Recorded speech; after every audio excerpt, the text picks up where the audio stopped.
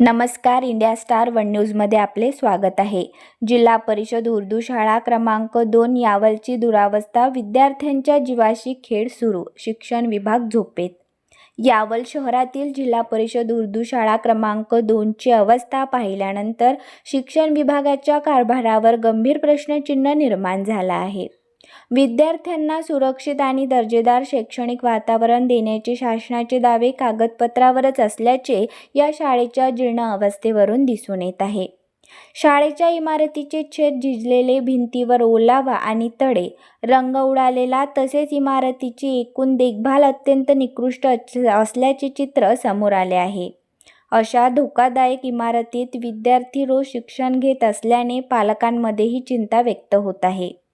विशेष म्हणजे शिक्षण विभागाचे अधिकारी, गट शिक्षण अधिकारी आणि संबंधित यंत्रणा शाळेची नियमित पाहणी करत असल्याचा दावा करतात.